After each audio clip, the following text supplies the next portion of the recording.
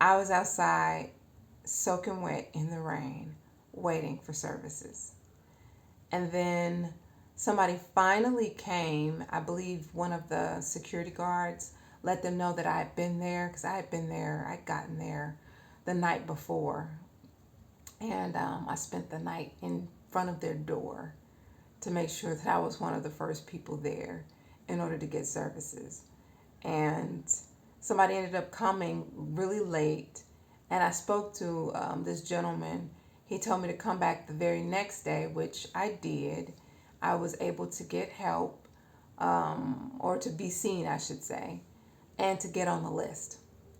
But the list was anywhere from 60 to 90 days in order to get housing. I didn't have 60 to 90 days, and it was really, really tough because at that time, I had showered and everything before I left Memphis, but I had been there for about a week, maybe a little bit longer, and I didn't have any services. So I was back to, doing my my body wipe thing, and the guy really that I talked to, he shamed me. You haven't showered? I'm like, I just got here. I got here last week. I don't know where to get these services. And it was that Thursday. I didn't know where to go to get more information. They were my quote unquote center for information because they're a hub, but I it was not a great experience. I would just say that it was not a great experience for me at all. But I was able to get on the list. I never did receive anything from that, beyond that. And he was nice enough to give me a bus ticket though on that Tuesday when it rained. He did give me a bus ticket so that I could get back the following day, which I used to get there and to be seen on that Wednesday. But yeah, 60 to 90 days is a really long time to wait. And I was told that that's nothing, that's the least amount of time that you wait to get housing.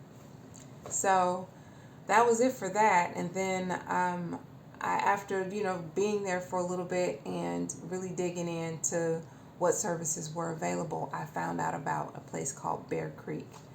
A company called Many Helping Hands operates out of Bear Creek Church, and I was able to receive shower there, wash my clothes there, and a meal there.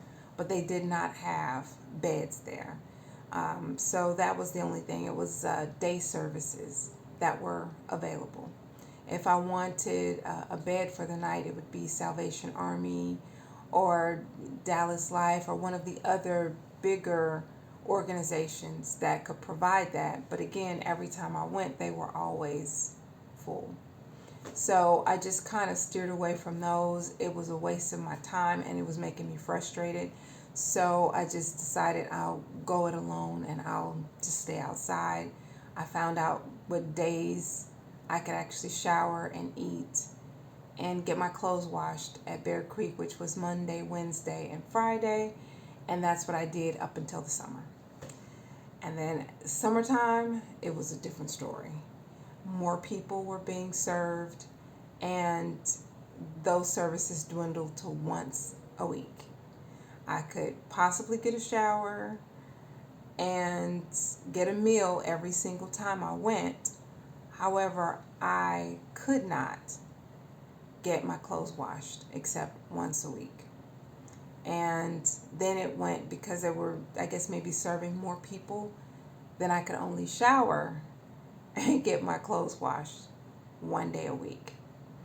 And then some days I didn't eat either because I'm vegan, so my diet is pretty regimented, and I wasn't able to eat on certain days, some days when they didn't have anything that I could eat. So things were a little difficult for me, in terms of receiving services from organizations. But we got through it. And I'm really appreciative of the services that I did receive, because without them, I mean, I would have really been up a creek, if you will.